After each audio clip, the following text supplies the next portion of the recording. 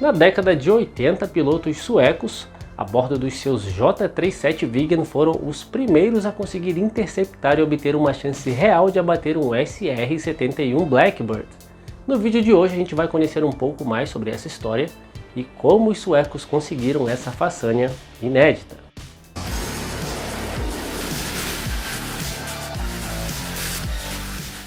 Olá pessoal, durante a Guerra Fria a Suécia tinha uma política rígida de neutralidade, mas nem por isso, dada a proximidade geográfica, ela deixou de se preparar para uma possível guerra com a União Soviética. E nesse intuito eles aderiram ao desenvolvimento e produção dos seus próprios equipamentos militares, principalmente aeronaves. E no final da década de 60, a Suécia começou a desenvolver um novo caça multifunção e que foi projetado para ser capaz de decolar em pistas curtas e em quaisquer condições de tempo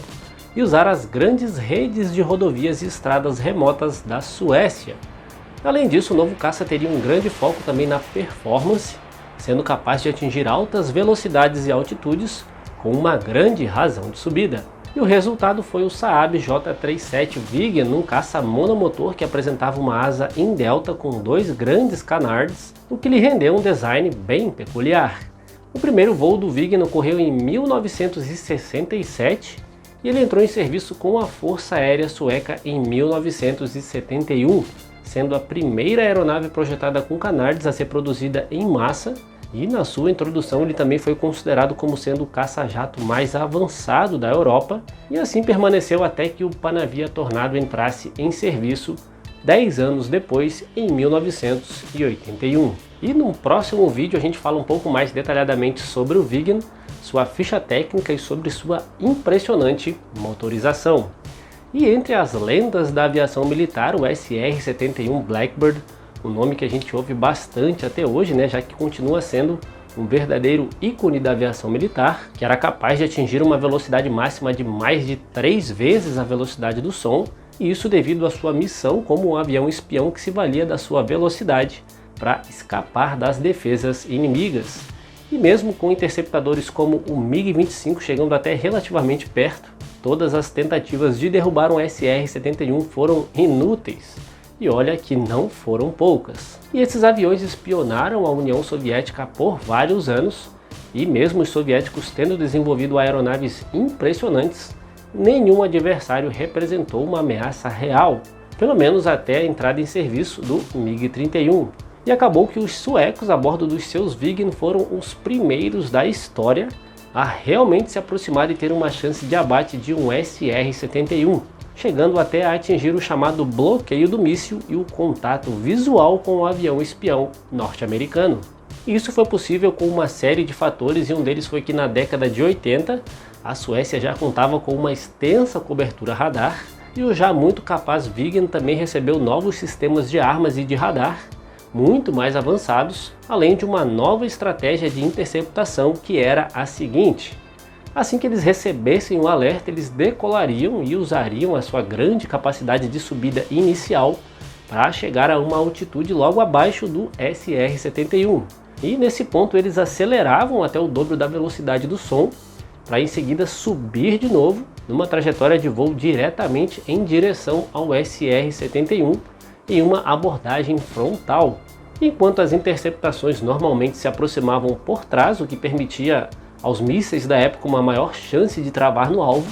o míssil Skyflash do Viggen era capaz de travar no SR-71 mesmo de frente, tornando o ataque frontal a única janela de oportunidade real do Viggen, já que interceptar o Blackbird por trás era uma tarefa praticamente impossível. E em janeiro de 1986 eles colocaram esse plano em prática. Recebendo o alerta de que um SR-71 se aproximava do espaço aéreo sueco,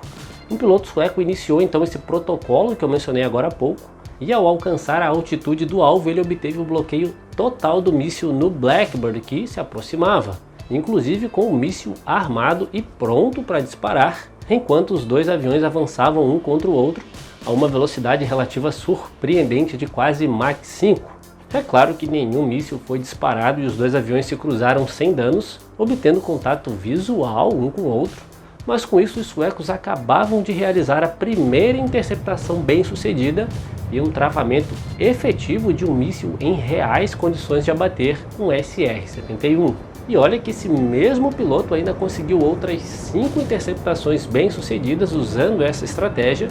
o que mostrava que o Blackbird não poderia mais voar para onde quisesse sem ser desafiado. E muitos de vocês aí podem estar se perguntando o porquê dessas interceptações até agressivas por parte dos suecos. A gente sabe que a Suécia hoje tem uma proximidade diplomática muito grande com os Estados Unidos, mas como eu falei lá no início do vídeo, na Guerra Fria a Suécia era um país neutro, e com isso eles não iam permitir que aeronaves tanto da OTAN quanto do Pacto de Varsóvia simplesmente se aproximassem ou até entrassem no seu espaço aéreo quando bem entendessem sem que houvesse uma pronta resposta. E guardando seu espaço aéreo, os caças Viggen permaneciam em constante alerta máximo e executavam mais de 400 missões de interceptações por ano contra aeronaves de ambos os lados da Guerra Fria. E um fato curioso é que, embora eles tenham conseguido essas interceptações com sucesso, com o SR-71 sendo visto como uma possível ameaça ao seu espaço aéreo, em 1977, uma interceptação de um Blackbird por um Viggen acabou se tornando um caso de ajuda dos suecos, depois que um desses aviões entrou no espaço aéreo da Suécia a uma altitude e velocidade bem abaixo do normal, e fazendo uma inspeção visual ali no avião, os pilotos suecos notaram que um dos dois enormes motores a jato do Blackbird não funcionava, e era sabido que os MiG-25 soviéticos também conheciam aquela rota, que era conhecida como Expresso do Báltico, e não desperdiçariam essa chance única de abater e capturar os destroços de um desses aviões. E foi então que os pilotos suecos tomaram uma formação para proteger o Blackbird, escoltando o avião por um longo período até uma área segura. É claro, por ser um país neutro, a Suécia não tinha essa necessidade ou obrigação de proteger o avião norte-americano, mas eles sabiam que um abate de um SR-71 seria um evento que traria muitas retaliações, quem sabe até podendo progredir para uma guerra nuclear. Então os suecos agiram ali como verdadeiros bombeiros,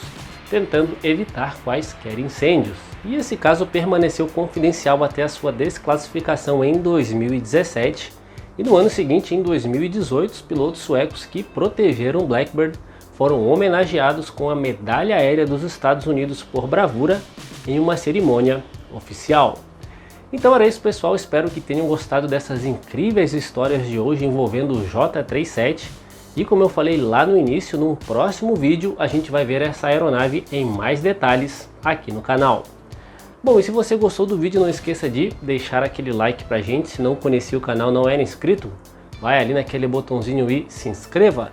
Siga também o canal Águias de Aço no Instagram, o link está ali na descrição. E não deixem de conhecer a nossa loja virtual, e lá você encontra miniaturas e também camisetas e quadros decorativos. Um forte abraço a todos vocês e até a próxima!